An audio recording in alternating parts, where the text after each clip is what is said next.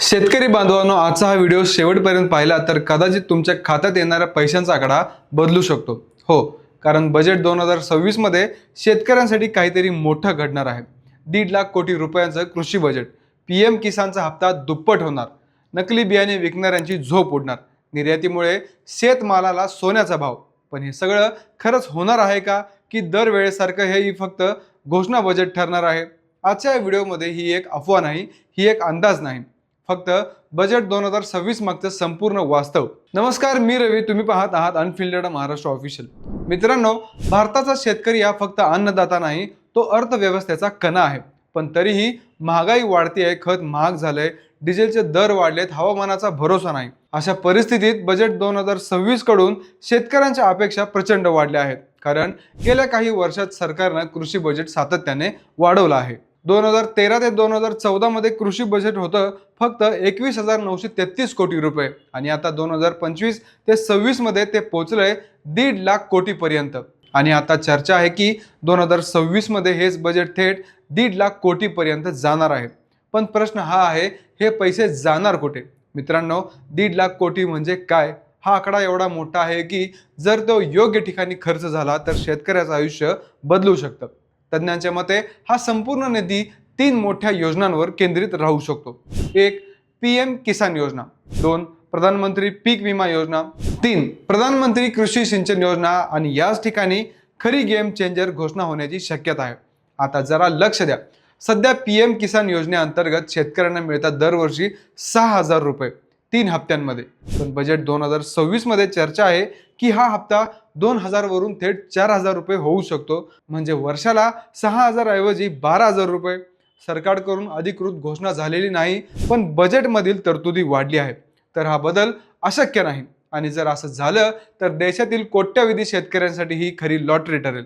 पण थांबा, कथा इथेच संपत नाही. आता जरा पीक विम्याबद्दल बोलूया. कारण दरवर्षी शेतकरी विचारतो, विमा काढला पण नुकसान भरपाई कुठे आहे? बजेट 2026 मध्ये प्रधानमंत्री पीक विमा योजनेसाठी अधिक निधी देण्याची शक्यता आहे.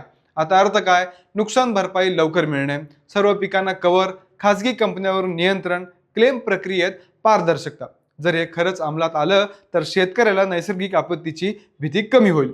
मित्रांनो, शेतकऱ्यांसाठी पाणी म्हणजे पैसा, पण आजही अनेक भागात पावसावरचं अवलंबून शेती आहे.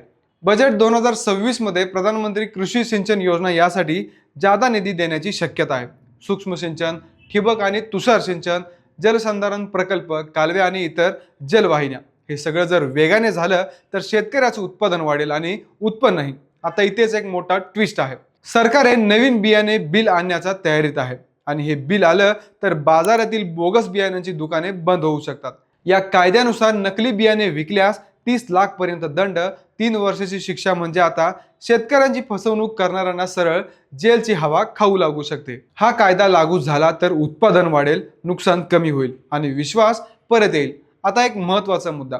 भारताची कृषी निर्यात आज 50 ते 55 अब्ज डॉलर इतके आहे.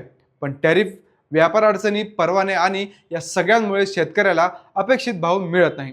बजेट 2026 मध्ये निर्यात प्रक्रिया सुलभ करणे, मूल्यवर्धित उत्पादनांना प्रोत्साहन, नवीन देशांमध्ये बाजारपेठ, शेतकरी उत्पादन कंपन्यांना मदत, हे सगळं झालं तर कांदा, साखर, तांदूळ, फळं थेट परदेशात जाऊ शकतात आणि भाव शेतकऱ्यांच्या बाजूने वळू शकतो. मित्रांनो, सगळ्या चर्चा, सगळ्या अपेक्षा एकाच तारखेला थांबणार आहेत.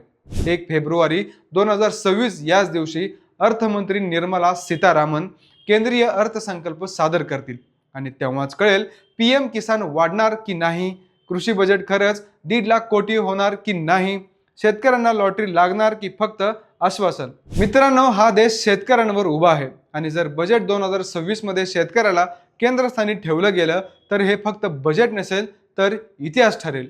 तुम्हाला काय वाटतं? पीएम किसान 4,000 व्हायला हवा का? कृषी बजेट वाढवायला हवा का? तुमचं मत कमेंटमध्ये नक्की लिहा. व्हिडिओ आवडला असेल तर लाईक करा, शेअर करा आणि शेतकरी बांधवांपर्यंत पोहोचवण्यासाठी प्रयत्न करा. आणि अशाच थेट, स्पष्ट आणि देशी विश्लेषणासाठी चॅनलला सबस्क्राईब करायला विसरू नका. जय जवान, जय किसान, जय हिंद.